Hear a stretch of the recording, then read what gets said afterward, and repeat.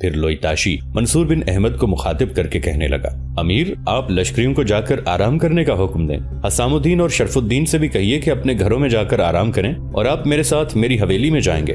امیر میں کیا کروں، حالات نے کچھ ایسی سمت اختیار کر لی ہے کہ ایک معاملے پر مجھے بار بار آپ سے التماس کرنا پڑتی ہے۔ آج آپ کا کھانا وہیں ہوگا، شب بصری بھی آپ وہیں کریں گے اور اپنی رہائش گاہ کی طرف نہیں جائیں گے۔ اس پر منصور بن احمد نے جستجو بھرے انداز میں ایک گہری نگاہ لوئیتاشی پر ڈالی، پھر کہنے لگا، لوئیتاشی میں ذرا اپنی رہائش گاہ کی طرف سے ہوا ہوں، گھوڑے کو وہاں باندھ کے اس کے چارے کا اہتمام کر لوں، پھر لباس تبدیل کر کے میں تمہارے پاس آتا ہوں۔ لوئیتاشی مان گیا، لہٰذا منصور بن احمد آگے بڑھ گیا، جبکہ لوئیتاشی یانگ خان، کیتھرین، مدلان، بلزون اور نتکیر حویلی میں داخل ہوئے۔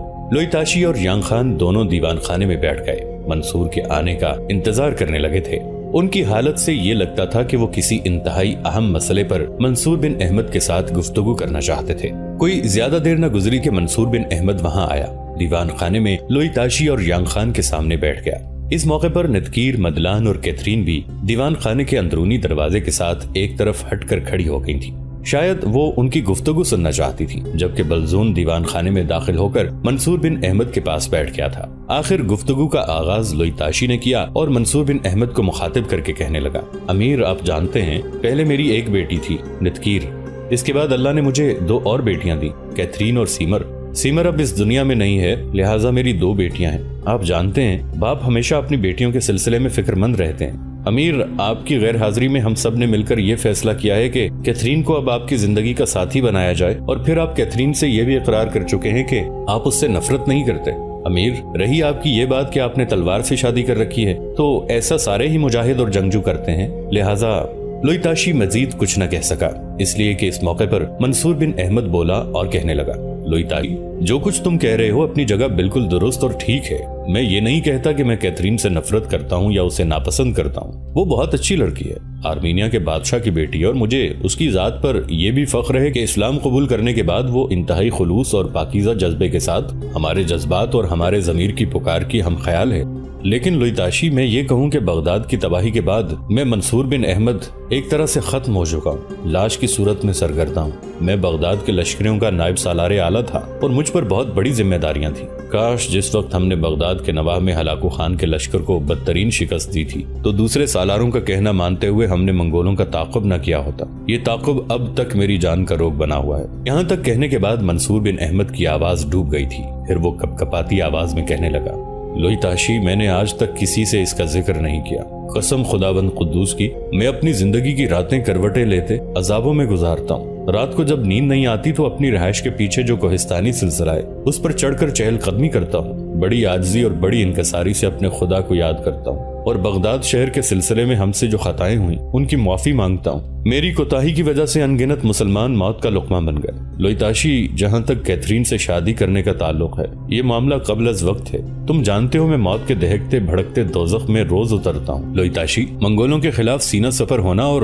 ان کے خلاف حرکت میں آنا میری زندگی کا واحد اور سب سے بڑا مقصد ہے، اس کے علاوہ میری زندگی میں کچھ بھی نہیں۔ ایسے ہی کسی ٹکراؤ میں میں کام آ گیا تو لوئیتاشی اگر میں نے کیتھرین سے شادی کر لی تو پھر کیتھرین کی حالت برہنہ شاخوں تند طوفانوں کی یلغار میں سسیاں لیتے طیور اور 400 پھیلی دھند سی ہوگی۔ دیوان خانے کے باہر دروازے کے قریب کیتھرین یہ ساری گفتگو مدلان اور نتگیر کے ساتھ سن رہی تھی، اور یہ ساری گفتگو سنتے ہوئے کیتھرین سسک سسک کر رونے لگی تھی۔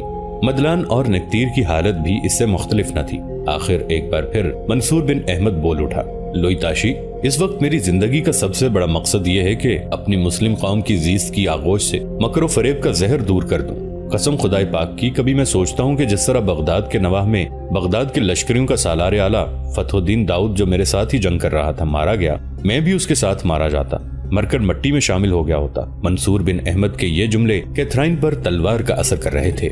بیچاری روتی ہوئی سسکیاں لیتی ہوئی زمین پر گر گئی۔ مدلان اسے سمجھانے لگی تھی۔ اس موقع پر نتکیر بھاگتی ہوئی دیوان خانے میں داخل ہوئی۔ ایک دم اس نے منصور بن احمد کے منہ پر ہاتھ رکھ دیا، پھر کہنے لگی، بھائی کی یہ گفتگو سن کر باہر کیتھرین روتے روتے زمین پر گر گئی ہے، ماں اس کو سنبھال رہی ہیں۔ اس سے آگے نتکیر کچھ نہ کہہ سکی، پھر اپنا سر منصور بن احمد کی گود میں رکھ کر وہ سسک کر رونے لگی تھی، جبکہ اس موقع پر لوئیتاشی، یانگ خان، منصور بن احمد اور بلزون کی آنکھوں سے بھی آنسو بہ نکلے تھے۔ منصور بن احمد نتکیر کے سر پر ہاتھ پھیرتے ہوئے اسے تسلی اور تشفی دینے لگا۔ कुछ देर वैसा ही समा रहा, फिर नतकीर अपनी जगह पर उठ खड़ी हुई। मंसूर बिन अहमद के दोनों हाथ उसने अपने हाथों में लिए और उसे उठाते हुए कहने लगी, अमीर, खुदा के लिए आप बाहर आएं। कैथरीन को अगर तसल्ली देंगे तो वो खुश हो जाएगी, वरना मुझे खदशा है कि कहीं रो रो के वो अपनी जान अजाबों में ही न डाल ले। इस मौके पर लोई ताशी और यांग खान भी मिन्नत करने के अंदाज में देख रहे थे, यहाँ तक कि मंसूर बिन अहमद अपनी जगह से उठ खड़ा हुआ और नतकीर के साथ हो लिया। बाहर कैथरीन दीवान खाने की दीवार के साथ टेक लगाए रो रही थी, जबकि मदलान उसे तसल्ली दे रही थी। मंसूर बिन अहमद आगे बढ़ा, कैथरीन का बाजू उसने पकड़ा, फिर उसे उठाते हुए कहने लगा, कैथरीन, मैं तो सोच भी नहीं सकता था कि तुम इतनी जल्दी हिम्मत हार बैठोगी और मायूसी का शिकार हो जाओगी। कैथरीन ने जब देखा कि मंसूर बिन अहमद खुद उसका बाजू पकड़कर उठा रहा है, तब उसने फौरन अपने आप को संभाल लिया, एकदम खड़ी हुई। मंसूर बिन अहमद के इस तरह बाजू पकड़ने और ढारस के लिए उम्दा अल्फाज इस्तेमाल करने पर कैथरीन ने बड़ी तेजी से अपने आप को संभाल लिया था, यहाँ तक कि मंसूर बिन अहमद ने उसका बाजू छोड़ दिया, फिर अपना मुंह उसके कान के करीब ले गया और कहने लगा, कैथरीन, मैं तुम्हें अकेला नहीं छोड़ूंगा, तुम्हें पसंद करता हूँ और तुमसे शादी करूंगा। ये अल्फाज सुनना थे कि कैथरीन की खुशी की कोई इंतहा न रही। एकदम वो तेजी से आगे बढ़ी और फिर मदलान से लिपट कर बेपनाह खुशी का इजहार करते हुए कहने लगी, अम्मा, अब मुझे जिंदा रहने का हक है। अब मैं दुनिया की बड़ी से बड़ी कुव्वत से भी टकरा सकती हूँ। पहले मैं एक कमजोर सी कैथरीन नाम की लड़की थी, लेकिन जो अल्फाज अमीर ने मेरे कान में कहे हैं, इन अल्फाज ने मेरे अंदर कुव्वत, एक नया जज्बा और हौसला भर दिया है। अब मैं किसी मुसीबत से डरने वाली नहीं, तूफानों के सामने खड़ी होकर उनकी राह रोकने की हिम्मत पा गई हूँ। इस पर मदलान और नतकीर दोनों बेपनाह खुशी का इजहार कर रही थीं। मंसूर बिन अहमद वापस दीवान खाने में जाकर बैठ गया। इस मौके पर जब आवाज देकर लोई ताशी ने मदलान, बलजून और कैथरीन को भी अंदर आने के लिए कहा, तब वो भी दीवान खाने में दाखिल हुई और बलजून के करीब जाकर बैठ गई। यहाँ तक कि गुफ्तगू का आगाज मंसूर बिन अहमद ने किया और कहने लगा, लोई ताशी, यांग खान, मेरे दोनों भाइयों, आने वाले दिन हमारे लिए बड़ी सख्ती, बड़ी मुश्किलात और बड़े मसाइल के दिन होंगे। मैं आप लोगों पर इंकशाफ करूं कि अनकरीब हलाकू खान अपनी पूरी ताकत और कुव्वत के साथ हम पर हमलावर होगा। हलाकू खान को हमारे हाथों नुकसान उठाना पड़ा है। मियां फारकीन के नवाब में हमने उसके पड़ाव को आग लगाई, अरबल शहर उसे फतह नहीं करने दिया और वो शहर अब भी मुसलमानों के कब्जे में है। इसके बाद उसने तहिया किया कि वो जजीरा दियार बकर और दियार रबिया पर कब्जा करेगा, लेकिन हमने उसकी इन कोशिशों और ख्वाहिशों को भी नाकाम बना दिया और खुदावंद कुद्दूस ने चाहा तो आने वाले दौर में भी वो जजीरा दियार बकर और दियार रबिया पर कब्जा नहीं करने पाएगा। उसे सबसे ज्यादा गुस्सा और गजब मुझ पर है। वो मुझे उस वक्त से जानता है जब मंगोलों के साथ अपने पहले टकराव में फतहुद्दीन दाऊद और मैंने मिलकर हलाकू खान के लश्कर को बदतरीन शिकस्त दी थी। ये एक अलहदा बात है कि हमारे कुछ सालारों की गलत सोच और अंधे जज्बात के तहत हमें शिकस्त उठाना पड़ी। मैं वसूख से कह सकता हूँ, अगर उस मौके पर सारे सालार मेरी और फतहुद्दीन दाऊद की बात मान लेते और मंगलों को बदतरीन शिकस्त देने के बाद उनका ताक़ुब न किया जाता, बल्कि उनसे एक और जंग करने के लिए अपनी सारी ताकत और कुव्वत को बहाल करते और उन असाकर से काम लेते हुए जो इब्ने अलकमी ने सरहदों की तरफ भिजवाए थे, उन्हें अगर वापस बुलाकर हम अपने लश्कर में शामिल करते, तो कसम खुदावंद कुद्दूस की, हम इस काबिल हो जाते कि हम हलाकू खान का ताक़ुब सहराए गोबी तक करते और उसके साथियों में से किसी को जिंदा न रहने देते। बुरा हो हमारे कुछ सालारों का कि वो मंगोलों के माजी के मजालिम को निगाह में रखते हुए उनके कत्लेआम और उनकी तबाही और बर्बादी के पीछे लग गए और बगैर सोचे समझे और बगैर किसी मंसूबा बंदी के उनके ताक़ुब में हो लिए थे। अगर बगदाद के नवाह में वो गलती सरजद ना होती तो आज मंगोलों के हाथों जो आलम इस्लाम का हाल हो रहा है, यकीनन ऐसा ना होता। हलाकू इस वक्त सबसे बड़ा दुश्मन मुझे ख्याल करता है, इसलिए उसके जहन में मेरा ही नाम है। पहले दो नाम उसके लिए खतरनाक थे, एक फतहुद्दीन दाऊद और दूसरा मैं।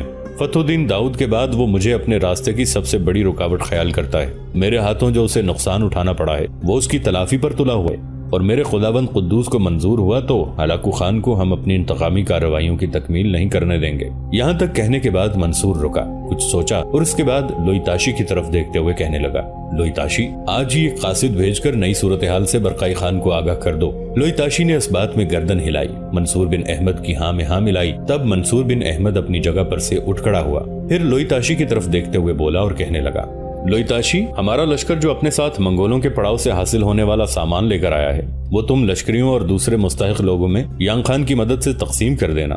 मैं हसामुद्दीन जोकंदार और शरफुद्दीन कुर्दी की तरफ जाता हूँ। उन्हें साथ लेकर जायजा लूंगा कि अगर हलाकू हमारी तरफ आता है और हमें अपना निशाना बनाने की कोशिश करता है तो हमने किस जगह और कैसे अपने लाए अमल का इजहार करना है। इस मौके पर लोईताशी फौरन बोला और कहने लगा, अमीर सिर्फ थोड़ी देर के लिए बैठें, मैं एक इंतहाई अहम मौजू पर आपसे गुफ्तगू करना चाहता हूँ। लोईताशी की तरफ देखते हुए मंसूर बिन अहमद बैठ गया। तब लोईताशी ने इस मौके पर एक गहरी निगाह अपने सामने कैथरीन पर डाली। इसके बाद वो मंसूर बिन अहमद को मुखातिब करके कहने लगा, अमीर सबसे पहले तो मैं आपका इंतहा दर्जे का शुक्रगुजार हूँ कि आपने कैथरीन को इतनी अहमियत दी, उसकी दिलशकनी नहीं होने दी और उससे रिश्ता कायम करने की हामी भर ली।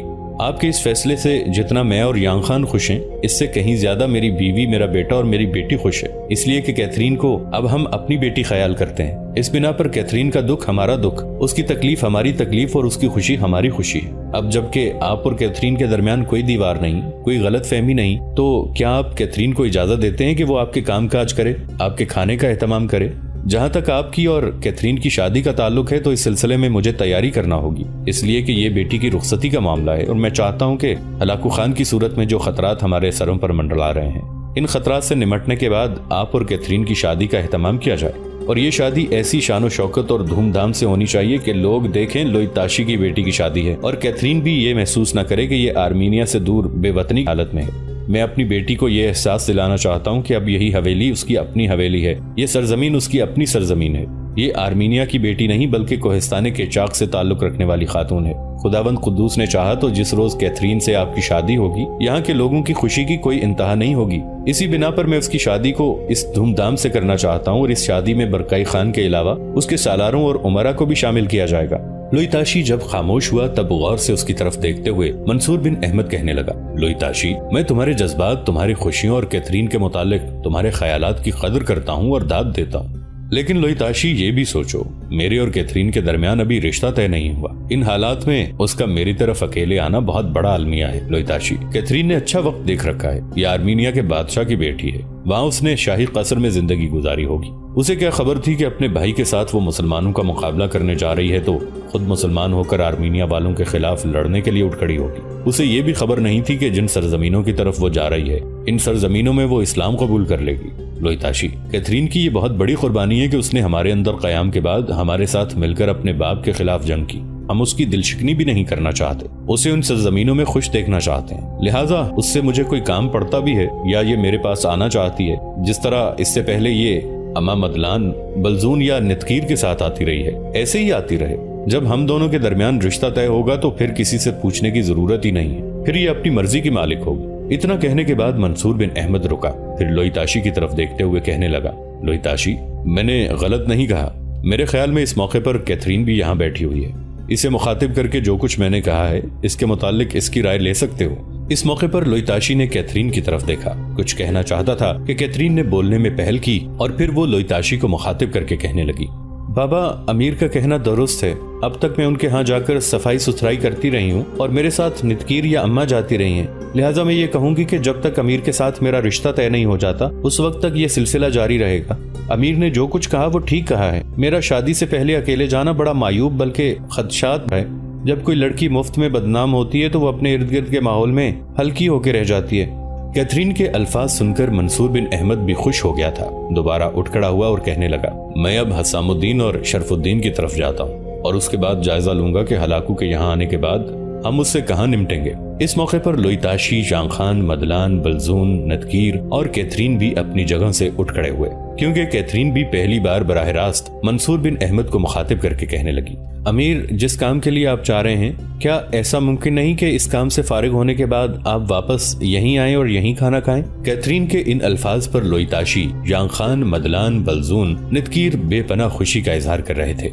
मंसूर बिन अहमद ने कुछ सोचा, फिर कहने लगा, मैं पक्का वादा नहीं करता, हो सकता है मुझे ज्यादा देर हो जाए, लिहाजा तुम लोग खाने पर इंतजार मत करना, खाना खा लेना। कैथरीन इस मौके पर कुछ मजीद कहना चाहती थी, लेकिन बड़ी तेजी के साथ मंसूर बिन अहमद दीवान खाने से निकल गया। हलाकू खान एक रोज अपनी बीवी दोकोजा, अपने 5 बेटों अबाका खान, तराकाई खान, तकुदार, मंगू तैमूर और यशमूत के साथ बैठा। जो लश्कर उसने मंसूर बिन अहमद से निमटने के लिए भिजवाए थे उनकी कामयाबी के मुतालिक गुफ्तगू कर रहा था कि खेमे से बाहर जो मुसल्ला जवान पहरा दे रहे थे उनमें से एक मंगोल खेमे के दरवाजे पर आया। झुककर उसने हलाकू खान को ताजीम दी, फिर कहने लगा, खाकान, हमारे 2 मुखबिर आए हैं और आपकी खिदमत में कुछ पेश करना चाहते हैं। हलाकू खान ये समझा था कि 2 लश्कर जो उसने भेजे हैं, आने वाले मुखबिर उन 2 लश्करों की कामयाबी की खबर देंगे, لہٰذا اس نے دونوں مخبروں کو فی الفور پیش کرنے کا حکم دیا۔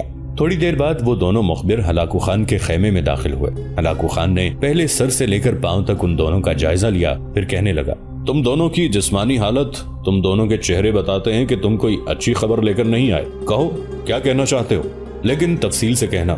اس پر ایک مخبر بولا اور کہنے لگا، خاقان آپ کا اندازہ درست ہے، ہم بری خبر لے کر آئے ہیں۔ بات یہ ہے کہ پہلے آپ نے لشکر مسلمانوں کے علاقوں میں ترکتاز کر کے اپنے لیے ضرورت کا سامان مہیا کرنے کے لیے بھیجا تھا، اس پر مسلمانوں کا لشکر حملہ آور ہوا، اس لشکر کو بہت نقصان پہنچایا گیا، اکثریت کو موت کے گھاٹ اتار دیا، باقی بڑی مشکل سے اپنی جانیں بچا کر ہمارے پاس پہنچے تھے۔ اس کے بعد آپ نے 2 مزید لشکر بھیجے، ایک دربائی کی کمانداری میں جس نے مسلمانوں کے علاقوں سے رسد اور ضروریات کا سامان جمع کرنا تھا، اور دوسرا بائدوں کی سرکردگی میں جس نے مسلمانوں کے لشکر پر حملہ آور ہو کر اس کا خاتمہ کرنا تھا۔